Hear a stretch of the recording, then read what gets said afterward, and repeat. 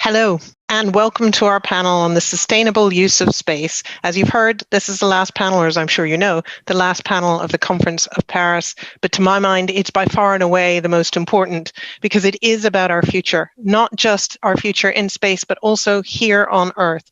Space has become a critical frontier for monitoring and managing our planet, everything from climate change to agriculture, transport to security.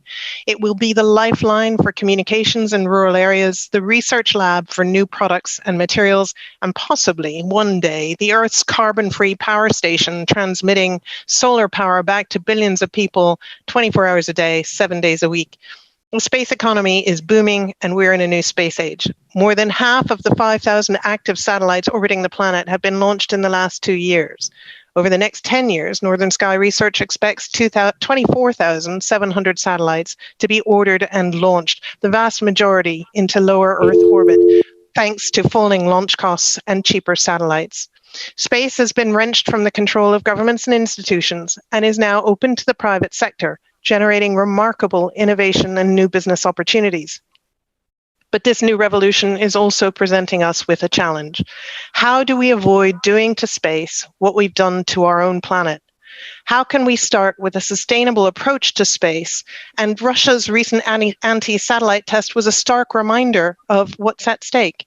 The debris from the destruction of the Russian satellite has threatened the lives of astronauts on the International Space Station and continues to threaten the thousands of satellites orbiting the Earth delivering critical services. To discuss how we can ensure the sustainable use of space, I have with me 4 panelists with vast experience of what the challenges are. First, and present with you there in Paris, and again, my apologies, I would have loved to have been there, but Jean-Marc Nasser, President of Airbus Space and Defense. We have Massimo Camparini, Deputy Chief Executive of Thales Alenia Space. Stéphane Israël, Chairman and Chief Executive of Arianespace. And Dan Hart, Chief Executive of Virgin Orbit. So I'd like to start off by asking each of the panelists, what do they understand what the meaning of sustainable use of space is, and what is your company doing to ensure this? I'm going to start with Stéphane as one of Europe's flagship launch companies that's been in operation for decades. Stéphane, please talk to me a bit about your understanding of sustainable use of space. So thank you very much, Peggy. Good afternoon to all of you. Yes, sustainable space is really a more and more important topic. I think the growing importance of the topic is linked to the fact that we will go more and more to low Earth orbit. You know that for decades, when it was coming to commercial space, most of our activities were in geostationary orbit at 36,000 kilometers from Earth with limited orbital positions, limited number of satellites. And we know that there is now a rush linked to the broadband economy and to digital and connectivity to low Earth orbit. And as you have said exactly, we will have not hundreds, but thousands and maybe more satellites in operation in low Earth orbit, somewhere between 500 kilometers from 1,500 kilometers from Earth.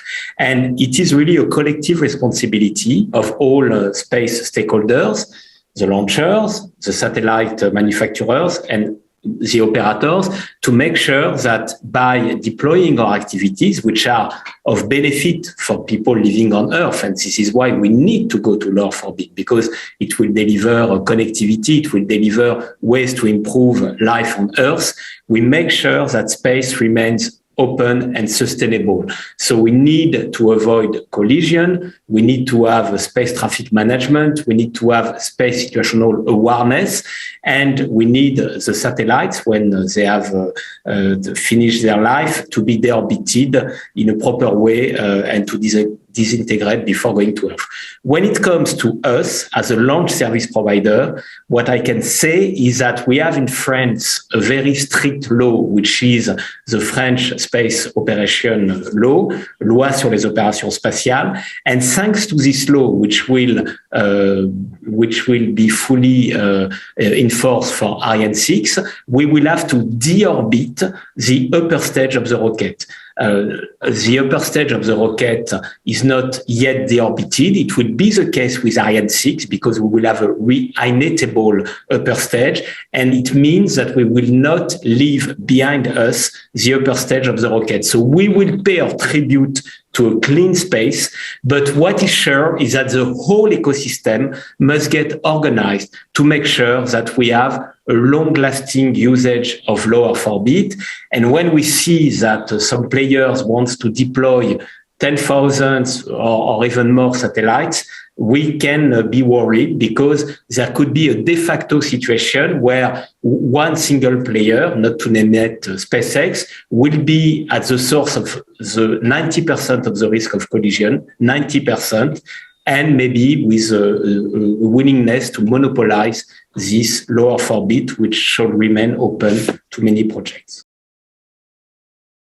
Brilliant. Thank you, Stefan. It is indeed very worrying when I look. I mean, just as an aside, I noticed that Rwanda has applied to launch more than 300,000 satellites. It's applied for licensing for that. When you get that scale of launch, you really do realize that there are no rules up there. Massimo, can I talk to you a bit about Thales being both a manufacturer of satellites and an operator of satellites? How does Thales think about sustainable use of space, given that you're making these things that are being sent up there? Thank you, Peggy. I think it's an extremely important topic, and at TAS we are really convinced that space it's the place where all of us as humanity we can better understand the Earth, and as well as the boundaries of our solar systems. And it's really also the essence of our motto, Space for Life. The vision of space at the service of the people, of the citizens, and at the end of the planet that is our home.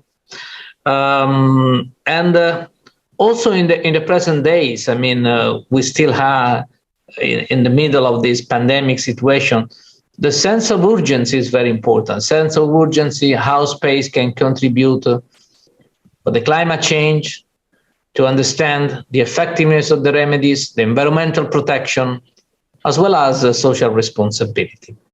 So it's really, in this perspective, it's time to take action, and we really think that space technologies can give a great contribution. But as also said by Stefan, this is apply also to the space per se, because if we have already around our planet 1,000 satellites, we know that how many thousand are going to be launched, and that will be definitely something to take care. We need to understand how to limit the space debris and how to manage that. So it's another dimension of sustainability where, of course, space play a role. So just very quick messages. Our first contribution is to use our technologies. In Earth observation, we have quite important, and we are proud of that, of this role on the Copernicus program, where we are on board of 11 or 12 missions, the 12 Sentinels, those kind of sensors that make a map of the planet, as well as other systems. For instance, of course, I know very well the constellation of Cosmos came at the first and second generation of radar constellation. In the navigation, we have a very strong presence in both Galileo ground and upstream, Galileo, EGNOS. So all the technologies for positioning, navigation, timing, that is enabling technology for a number of applications, from agriculture to route optimization and things like that, clearly connected to what we can gain in terms of sustainability of the life on the planet. And last but not least, on telecom, where, just to make an example, of course, we build up so far the majority of the satellite constellation. We want to build the next constellations, but also geostationary satellite. Just an example, our last bird in Indonesia will connect 90,000 schools and 40,000 places and hospital and medical places. It's really a tangible contribution. And last and not least, also what we do for science and exploration. You know that we build up more than 50% of the pressurized volume of the space station. We're going to engage on the lunar station, the moon itself, and this is not decoupled from the sustainability. Also through exploration, we are going to build the sustainability of our planet. And just to finish my first thinking, of course, there is also another dimension, which is all the corporate. Of course, Thales is defining objective in terms of ESG, in terms of reducing our carbon footprint, our emissions, and we are really full committed to achieve quite challenging figures, which is to cut the CO2 emissions by 35% by 2023, 50% by 2030, and to reach net zero, the carbon neutrality by 2040. Challenge is objective, but it is really part of our strategy. So just to finish this very first and quick messages, sustainability in space cannot really tackle without considering the system performance of what we develop. And this is connecting to our core mission, core job, which is develop new technologies and always put innovation in the spirit of the services that we are going to enable through our infrastructure. Thank you, Massimo. And next, and Dan, I'm saving you for last because as one of the private sector new entrants, I'm saving you for last. I'm going to go to Jean-Marc because Jean-Marc, so we've heard a bit about the importance of the system and looking at, the whole chain of manufacture, but Airbus is a shareholder in SSTL, maker of smaller satellites. It's also a joint venture partner in the manufacture of very much smaller satellites through OneWeb. You're a big contributor to these satellites that are going up. It's a big market for satellite manufacturers. How do you see your responsibility for sustainability in the use of space? Thank you, Peggy. I can tell you it's kind of a feeling here to be alone on stage where all my colleagues are remote, but I will hold the place safe for this conference. Look, you said it. I think space is not only nice to have, it's vital for our economies. I think we can't just continue life on Earth without space. This is well known. And Peggy, you mentioned it at the beginning. There is no navigation, no weather forecast, no telecommunication that is possible without space. We would go back to Stone Age if we would make space unlivable. So I think it's absolutely key for us to keep this under control. Before joining space 2.5 years ago, when I had only one nightmare, it was cyber. I'm expecting the cyber Pearl Harbor sometime to happen, a massive attack that would derail our economies. It's still my nightmare, but I have a second one. The second one is space becoming a territory of hostile actions. And there is a treaty signed in 1967 which prevents weapons in space, signed by 218 countries.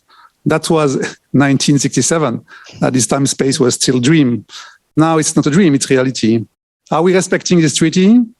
I hope we are still respecting the treaty. I'm not sure, but I really hope.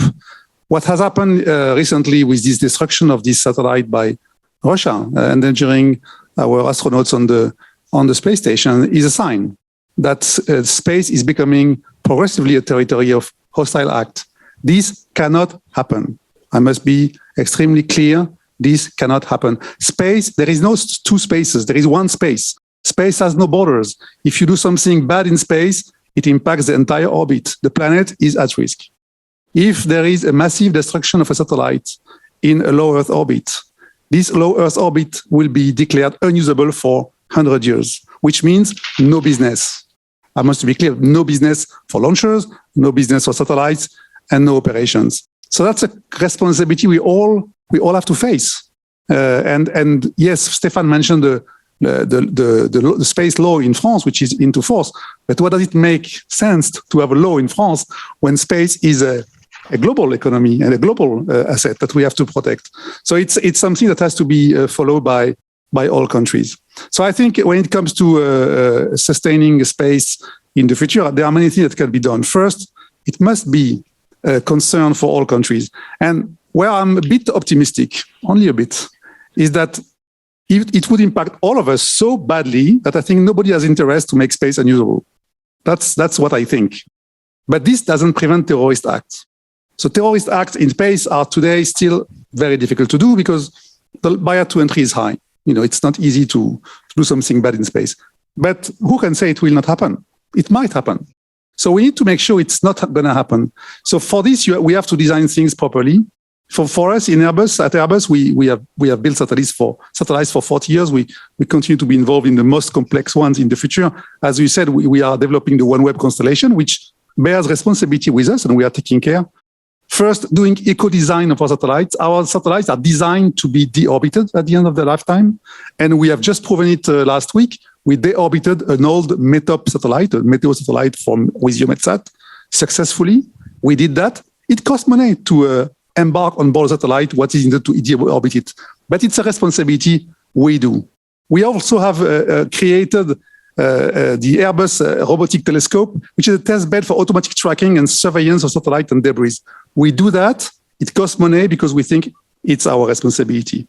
Also, managing the situation on a daily basis with the customers is what we do every day. Also, as a satellite operator, we are also a satellite operator. We take space traffic management very seriously. And we have extensive processes to monitor and manage space around our satellites. We monitor the space around what we do. And we try to avoid creating debris. So as a conclusion of this, I think it's space is something which we have all in common. We have a responsibility to manage it properly. It's booming everywhere. We see many startups, many new companies going to space, which is a good thing for all of us. I think it's good. I just want to make clear that there is a difference between one little box sent into orbit, which makes beep beep. That's easy to do. Everybody can do that. And a satellite that provides 15 years of operation safely to operators, and that is deorbited at the end of the lifetime. The barrier to entry is high. So I'm calling for a clear action here from all space players, be it startups, be it new companies, be it all former companies, big and small equipment providers, to make it right. I think we should have a joint approach on this problem to make sure that we still have business in space. Space represents 20,000 employees for Airbus at large in Europe. If we count all the employees, high-skilled people in the world doing space, it's an amazing amount. What will happen if space becomes unusable as a territory of operation and business? That's a question we have to answer.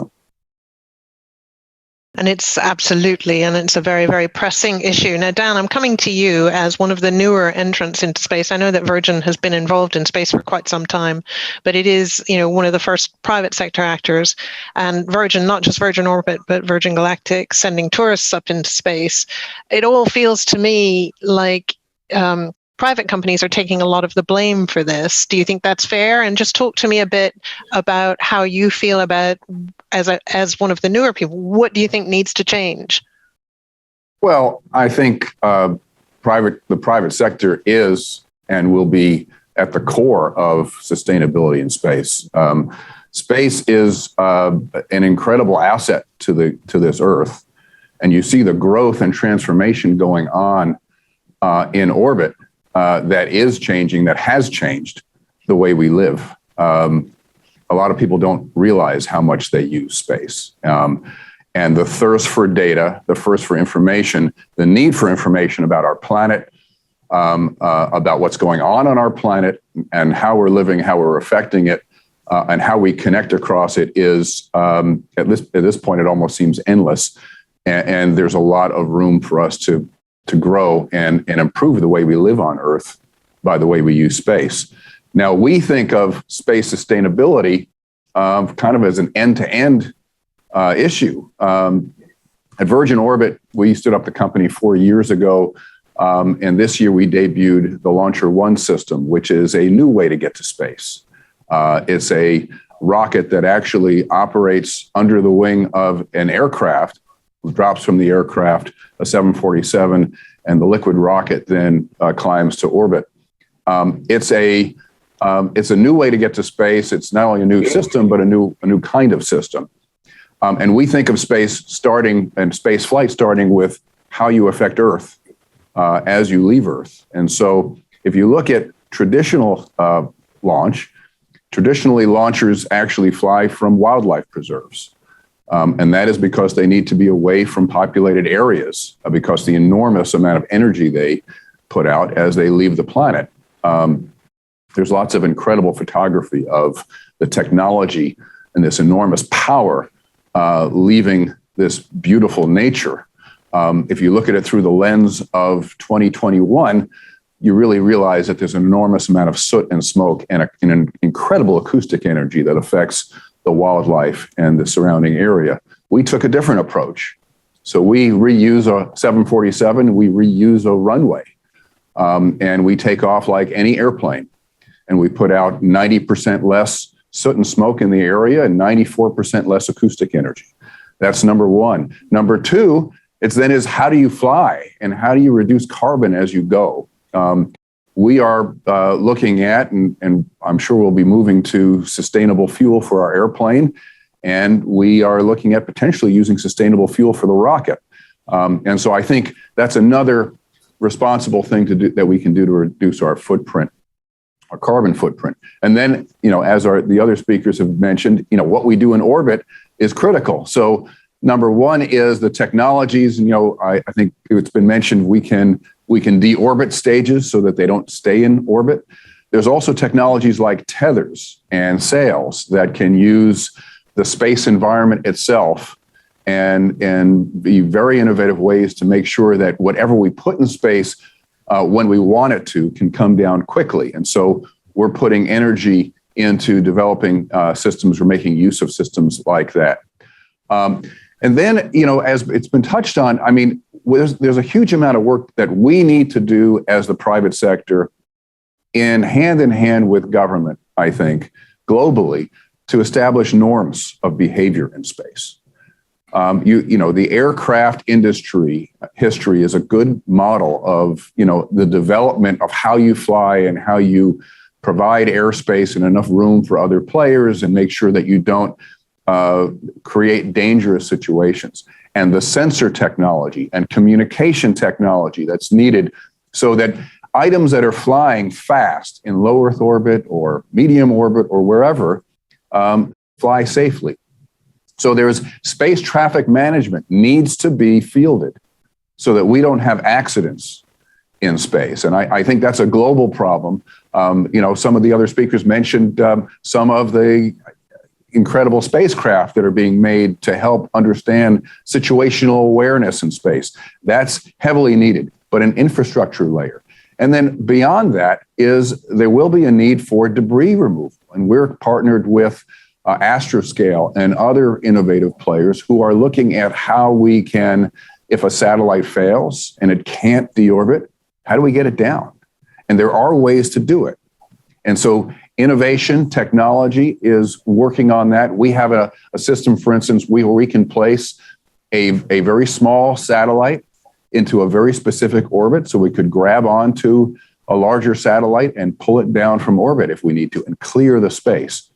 And then, as was mentioned, the biggest threat that we have today is aggression and kinetic weapons being demonstrated in space. It is an incredibly irresponsible and destructive turn of events that we're seeing, which dwarf all these other problems, frankly.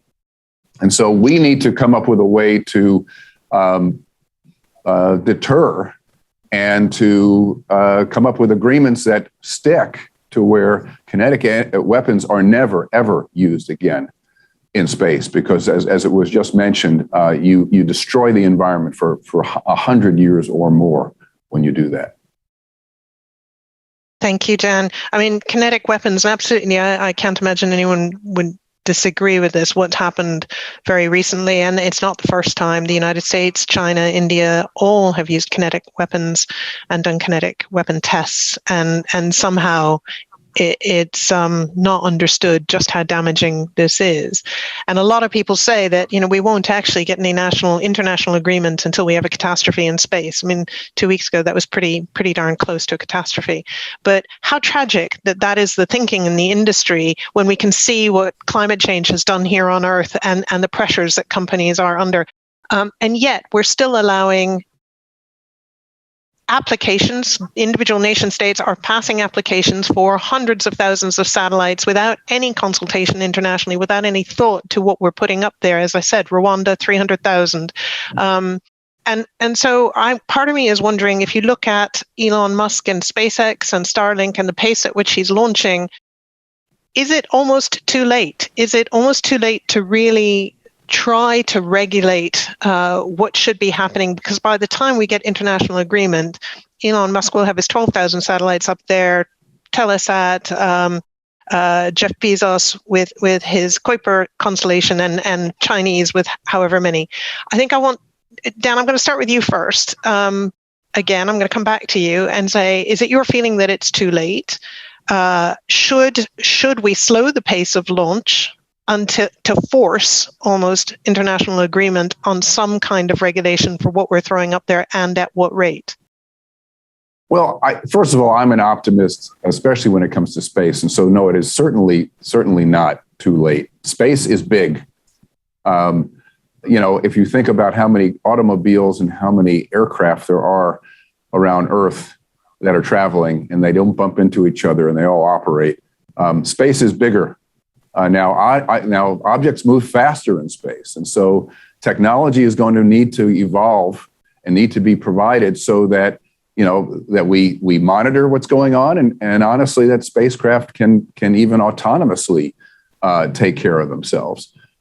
So it is certainly not too late.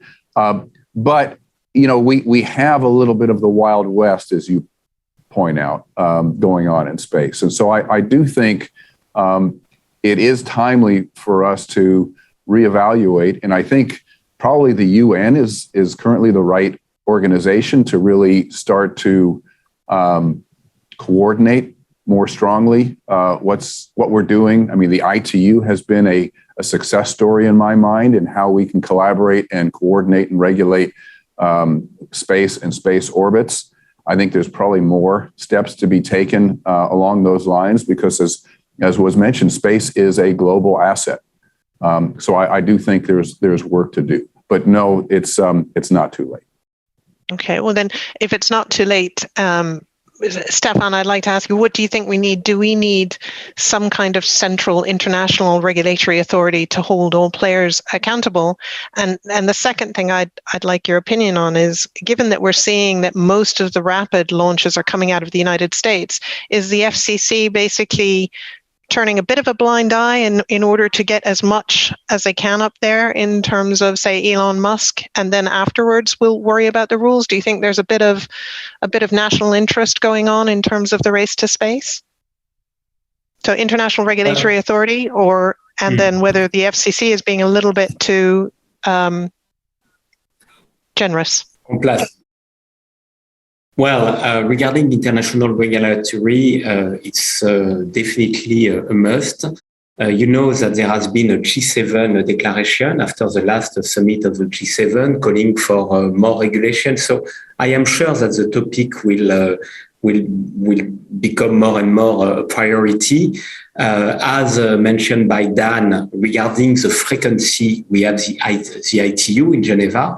But it is a question of allocation of the frequency and not authorization of the number of satellites which can be launched and under which space traffic management. So definitely the ITU is not enough. So we need an international body and maybe under UN regulation, which could have a sort of supervisory powers to make sure that there is a good coexistence between the different players and projects in space. and we need this body to be settled now more quickly, because we see that, again, SpaceX is trying to create a sort of de facto right for its constellation by launching as L. And you have seen recently that Mr. Musk, saying an email to his employee, has said that he wants to launch Starlink every 2 weeks with Starship. So you can imagine what is going to happen if this nice dream will materialize. Okay. So after regarding the FCC, I will not critique the FCC. The FCC is a US body. I think the FCC has to manage diverse interests in the US. You have, and this is the beauty of the United States of America, you have many big players and they do not have the same interest. And I think the FCC is taking into account the different interests. But all in all, in the US, maybe as opposed to in Europe, there is maybe less appetite for regulation. Maybe it's less in part of the US culture than the European culture. And I think this is why Europe could take the lead in this willingness for increased international regulation.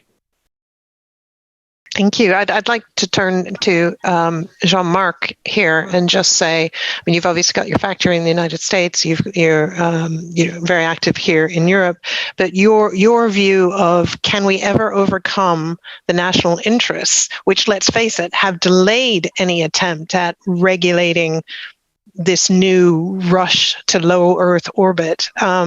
What do you think is the best way? The UN has had many years to do this. It's been very slow. It's an organization by consensus. Do you think the UN is actually the right place, or do we need something totally different? I think it's under the UN that the 1967 treaty has been signed at this time, and that was preventing a use of weapons in space towards Earth. That was the plan at this time, not to send weapons in space to attack Earth. Now the thing has changed. And I think I think UN is probably the place where this should happen. And again, I'm not thinking that the US have less appetite for regulation than Europe regarding this, because if a disaster happens, it will impact the US badly, as it will impact Europe and China and everyone else. So I think it's a concern for all of us. So I think what has happened a few weeks back with this destruction of a satellite should call for a real serious meeting at head of state level to look into this and make sure we create the environment which is needed. So I think my view that UN is the right body to do that. Yes, it's not a very rapid and fast organization, but it's not designed to do this. But is there any other organization that can cover as many countries as we need? Because it can't be a nice agreement between the US and Europe. It can't be an agreement between Russia and China. It has to be a global agreement among all space nations. And yes, governments are all protecting their assets, and most of them today have assets in space. So I think it's the interest of the governments and the private industry to team up together and make it happen. So I'm calling for UN to do this. The World Economic Forum has a space sustainability rating that we are working on as Airbus together with WEF on that. I think it's a first step. I think we need to go faster. So I can tell you that on our end, we'll go for it. We have a foot in the US with OneWeb. We have a big foot in Europe. We also have a feet in the Middle East. So for Airbus, it's a concern. So you will see us very active in that front. And I know I can count on my colleagues, Dan on this panel, Stefan, Massimo, and all the others. It's our business. It's our life. It's what we are doing every day. So, nobody than us is more motivated to make it happen. Thank you, Jean-Marc. And Massimo, do you think the governments are assuming their responsibility here? What is your opinion on that? Yeah, I think so. And back to what Dan said, I'm optimist as well. It's not too late, but it's also true that we don't have too much time to react, to avoid a kind of Wild West situation. And as Jean-Marc said, I think that it's a really common interest. Maybe we could have the feeling, and I was really in line with what Jean-Marc said, we could have the feeling that in Europe, we are more sensible to that because we see those mega constellations from US private players, but I don't think this is the situation, because at the end the space is common, and if something is going to happen, it's going to affect globally this industry. And if we are convinced, like we are, that space is a critical infrastructure for our countries, for our economies, for our planet, if something is going to happen which is not recovered, it will be a disaster for the planet. And I really think that this is important. So what we can do individually, but again, it's a kind of collective work. Individually, I think that technology-wise, all of us, and of course, I have the example of what we are doing in TAS, for instance, inspired to design our architectures to design for removal and servicing solutions. This is what we are doing, for instance, for the new Copernicus Sentinels. But this is also what we are doing in a pure commercial venture like Telesat, that has been mentioned before, where our own design is going to be more stringent than what is the current required by international standards. So just to give an example, the satellite that we're going to design, will have a disposal probability which is higher than 95%, and will limit our post-mission presence in low Earth orbit to a few years instead of 25. And that will be extremely important. So I really think that it's important that we push to have a strengthened international regulation. I think that there is a common interest. I agree with Jean-Marc. I think UN is the place. And then I'm sure that as industrial players, we could be extremely power to defend our business, but defending our business, we are defending really the role of space for our planet. I'm sure that if we are we have a common forefront, it's not too late. We don't have too much time. This is also to keep in mind.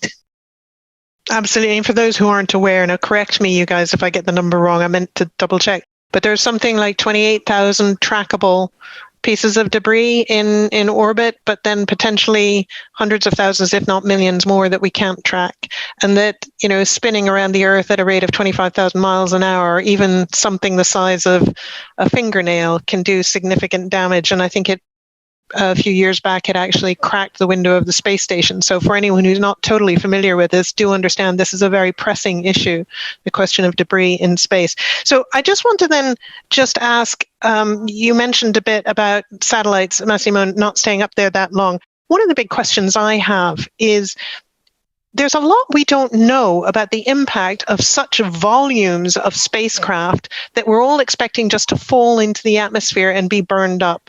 There's a remarkable lack of studies. People will say, well, there's more meteorite debris that falls into the atmosphere and it's never affected us yet. But we're talking about rates of satellites and different kinds of materials. And a company recently said to me, oh, this is fantastic. We're going to be doing several launches a day, and all of these satellites will just eventually fall into the Earth's garbage bin. I confess that my antenna twitched when that phrase was used, because it's a bit, if you go back 100 years, what people thought about, just dumping waste, dumping plastic. Are we at all concerned about this process we're going to have in low Earth orbit with potentially tens of thousands of satellites up there and regularly falling into the Earth's atmosphere and coming up and down? Is there a need to understand more what the impact of that might be? Could I go to Dan? Sure. Well, I think the number one item to focus on there is always safety first, and to make sure that satellites do in fact do what we expect them to do or want them to do, which is essentially material decompose and not fall to Earth. So that's always number one in this case. It certainly is worth studying. I think if you look at the overall mass that you're talking about, even with the numbers of satellites that we're currently talking about, you're really not talking about a huge amount of material. But it is certainly something we should keep our eye on and make sure that there's no way disturb the upper atmosphere in a negative way. So, yeah, I mean, absolutely. I mean, we need to make sure that we study and understand every way that we affect the environment. And then, there are technologies that we're looking at for different types of reusability that might help there. And maybe ways that we can either eliminate space debris in space or again, bring it together and deorbit it in a controlled way. Is there an argument to say that the satellites we're putting up there, one of you, I can't remember, was it Massimo, mentioned that, look, we're not keeping these satellites up for 25 years, they're going to be coming down. But isn't there an argument to say, can we not have more satellites that we can change the use of? I know they're beginning to emerge, but even in low Earth orbit, shouldn't we be designing so that almost like buildings, you can sell one satellite to someone else for a different use by reprogramming the software? Jean-Marc, is that something that you can see happening in low Earth orbits, that we're not chucking up more and more and more? Well, it's happening in geo orbit with those flexible satellites that are reprogrammable, but I have the numbers. There is today 7,600 tons of material orbiting around the planet. We don't know the number. There is 1 million objects of less than 1 centimeter orbiting around our planet. That's known and followed. So it's not unknown. It's very well known. So I think it's difficult. And the difficulty with the low Earth orbit and satellites in low Earth orbit is that at some point you need energy to keep them flying, and you can't keep them flying forever. I think at some point you will have to deorbit them. So I think there are many different actions that have been launched, such as refueling satellite in space. That's been shown recently in the geo orbit. I don't think it can happen in LEO orbit, but why not? Reprogrammable is already feasible. We do it already for satellites. I think it's more being reasonable and being organized to make things right. The good thing with the Kepler laws that are governing the orbit is that we know where are the objects. When they are where they are, we know where they are. We can follow them. There is no unknown object. It's very, very well known. So I think it's up to us to limit these numbers to the bare minimum and to keep it safe. Thank you. And Stéphane, as head of the company that makes the Ariane rockets, and we've seen reusable rockets in the United States, at what stage will we actually see Ariane making a reusable rocket? And how are you going to compete? Yes, so you know that we are going to introduce Ariane 6 next year on the market, and Ariane 6 happens to be very adapted to a large constellation because it is a very powerful rocket with a lot of volume under the fairing, and we will offer very competitive solution when it comes to deploying this mega constellation. By the way, we are already, but with Soyuz, deploying OneWeb, and we do it very successfully. So it will be the case for other projects over this decade. After it is clear that Europe is already working on the next generation launcher, you know that our mother company, Ariane Group, is developing a reusable engine, which is called Prometheus. We are going to also recover a stage with a project which is called Themis. And if there is a confirmation that we will have a need for high volume access to space, we will have access to reusability for a decade to 2030. But for sure, for this decade, we will have Ariane 6, and I am sure it will be, especially for constellation, a very big success. Brilliant. Well, thank you very much for that. We're coming to the end of our session. And I want to just say thank you very much to our panel for highlighting the urgency of this problem. I certainly feel very, very strongly that we need to act on this. And you've heard today there is a call both for an international accord, and there is a call for the industry as well. And personally, I feel that it's going to take too long internationally. So you industrials, it's up to you to actually really set the pace and set the way for us all. Let's hope that we can keep space as a proper, sustainable area for which to further improve life here on Earth. Thank you very much to everybody, and thank you to the audience for listening in.